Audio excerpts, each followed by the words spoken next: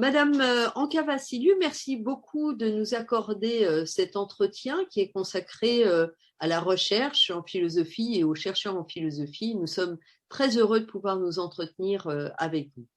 Alors, Anka Vassiliou, vous êtes née à Bucarest et installée depuis très longtemps en France. Vous gardez néanmoins un lien très fort, philosophique aussi, je crois, avec la Roumanie, votre pays d'origine. Je voudrais quand même vous interroger sur ce double passage de la Roumanie à la France, il y a quelques années déjà, et aussi sur votre parcours universitaire de l'histoire de l'art à la philosophie, en me demandant d'ailleurs si les deux passages ont d'une façon ou d'une autre pu coïncider. Merci beaucoup pour votre invitation et pour cette provocation à revenir un peu sur mon parcours. Oui, j'ai fait des études d'histoire de l'art en Roumanie et il faut contextualiser un peu, à savoir que étudier l'histoire de l'art dans les années fin des années 70, début des années 80 en Roumanie, c'était un privilège et c'était un lieu où on pouvait avoir justement ce privilège de faire des études qui étaient moins sous un contrôle idéologique que d'autres. Certes, j'aurais pu choisir l'université et faire des études de lettres. Telle n'était pas mon intention. Mon intention visait déjà la philosophie et en quelque sorte la pensée de l'art et faire des études d'histoire de l'art, ce qui était une section de la faculté nationale des beaux-arts, était un lieu privilégié pour être un peu libre et faire un peu ce qu'on voulait. Et dans cette situation, j'ai choisi de faire des études en art byzantin, puisque ce qui m'intéressait beaucoup, c'était la réflexion ancienne sur le rapport entre l'art et un usage particulier de l'art, qui était un usage lié à l'architecture, au rite, au culte, à l'histoire de la religion et de la pensée.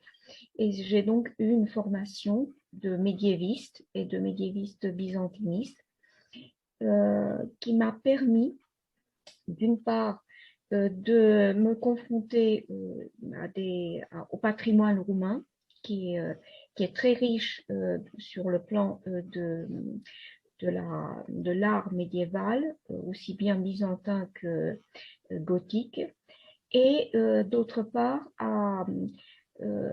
au fondement théorique de cet art, c'est-à-dire au texte ancien, et donc d'apprendre le grec et de travailler, parce que c'était un choix entre le slavon et le grec, les deux langues de la culture ancienne, et de commencer à découvrir les textes patristiques. Et c'est par là que j'ai commencé. Évidemment, en parallèle, étant dans une institution des beaux-arts, on avait une pratique de l'art. C'est-à-dire que l'histoire de l'art était accompagnée par une pratique de l'art, de la peinture, de la gravure, du dessin et de la restauration. Donc, on apprenait en parallèle des pratiques liées au patrimoine et aussi à la conception et à la réalisation d'un travail artistique selon le choix de techniques qu'on faisait. Et donc ça, c'était ma formation. J'ai pâti évidemment d'un manque peut-être de travail véritablement philosophique, encore que nous avions beaucoup de cours de pensée, de l'histoire de la pensée, de l'art et de l'esthétique. Et que donc en parallèle, je me suis beaucoup intéressée au structuralisme, à la recherche en fait de concepts et de moyens théoriques pour aborder l'art. C'est donc comme ça que, d'une part, par la lecture des textes anciens, comme les textes de Pseudo-Denis, qui sont fondamentaux pour comprendre la conception de l'architecture et de la peinture byzantine, ou de Maxime le Confesseur, et en parallèle des lectures modernes sur le formalisme, le structuralisme, la phénoménologie, je me suis formée et intéressée donc à la fois à l'objet artistique et à la réflexion sur cet objet. Quand la situation m'a permis de sortir de Roumanie, d'abord par des voyages en Grèce, puisque je m'intéressais donc au patrimoine byzantin et que je voulais donc voir un peu en parallèle ce qui se passait dans le monde grec continental et les rapports entre cette Grèce byzantine et les pays roumains de Byzantine, enfin englobés dans le monde byzantin également. Donc, j'ai pu donc quitter la Roumanie, c'est-à-dire au tout début des années 90, en 90 même. Je me suis tournée vers la France et vers ce qui avait été dès le départ mon inspiration, c'est-à-dire des études de philosophie. J'ai eu la chance de rencontrer, je suis arrivée d'abord à Poitiers, parce qu'à Poitiers, il y avait un centre d'études de civilisation médiévale qui correspondait tout à fait à mes intérêts. Mais une fois arrivée là et présentant mes projets de recherche pour faire un DEA à l'époque, qui correspond maintenant à un Master 2, et puis une thèse de doctorat, j'étais orientée plutôt vers la philosophie que vers l'histoire de l'art. Et j'ai découvert à partir de Poitiers les travaux de Jean-Luc Marion, qui avait été professeur à Poitiers, qui est devenu mon directeur de thèse, d'abord de DEA et puis de thèse, et ensuite des médiévistes français, dont je nommerai un seul qui a été mon second maître après Jean-Luc Marion, qui a été Jean Jolivet, à l'époque encore professeur de philosophie médiévale à l'école pratique d'autres études. Et donc, j'ai entrepris une thèse. C'était une idée qui paraissait à ce moment-là, en 90, complètement saugrenue, personne ne s'intéressait à ça. C'était de travailler sur la notion de diaphane. Et cette notion dont l'inspiration m'est venue en travaillant sur le rapport entre peinture et architecture et les sources byzantines de cette réflexion, s'est avérée en fait une notion extrêmement féconde avec des racines aristotéliciennes et platoniciennes.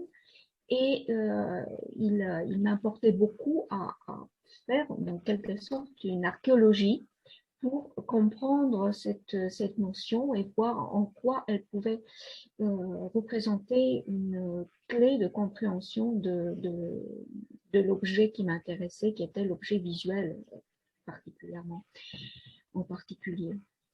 Donc, en travaillant sur cette notion, sur les textes, en me trouvant tout d'un coup après la pénurie, il faut le dire, que j'ai vécue dans mes premières années d'études en Roumanie, où la bibliothèque n'était pas très riche, surtout pas avec des travaux, la bibliographie récente. Je me suis trouvée devant des choix à faire, devant tout, la possibilité d'avoir tout sous la main, ce qui était formidable. Et je suis devenue comme une espèce d'éponge, c'est-à-dire que tout, j'absorbais tout. Et en même temps, je ne voulais nullement renier ce qui avait été ma première spécialité, l'histoire de l'art. Et je me suis mise à une espèce de défi à écrire un livre qui avait pour moi un double intérêt. D'abord, me confronter au français. Je connaissais le français, évidemment, je le parlais depuis longtemps, mais ce n'était évidemment pas ma langue, mais il me fallait me jeter à l'eau et me mettre à voir si j'étais vraiment capable d'écrire dans cette langue. Plus qu'un simple résumé de thèse ou un projet. Je me suis mise à écrire un livre en français et en même temps dire ce que je cherchais, ce qui avait été ma première recherche en histoire de l'art. Et c'est ainsi qu'est né mon premier livre publié en France, La traversée de l'image, dont je dois à Jean-Luc Marion le titre. Parce qu'en lui parlant de mes avancées dans le diaphane, je lui ai avoué que j'écrivais en parallèle un livre. Il a été très intéressé. Il m'a dit, mais c'est une très bonne idée. Sur quoi? Je lui ai un peu exposé mon propos sur les monastères, sur la façon d'aborder l'image dans l'espace et dans la lumière, que ça avait un rapport avec le diaphane, mais pas un rapport direct. Et en lui parlant, il m'a dit, mais c'est très bien. Pourquoi vous n'appelleriez pas ça une traversée de l'image? Et c'est devenu la traversée de l'image. Voilà. Donc, ce livre a emmené ensuite un éditeur à me proposer de faire un autre livre, cette fois-ci une monographie, une vraie étude monographique des monastères de Moldavie qui était donc déjà l'objet d'étude de la traversée de l'image.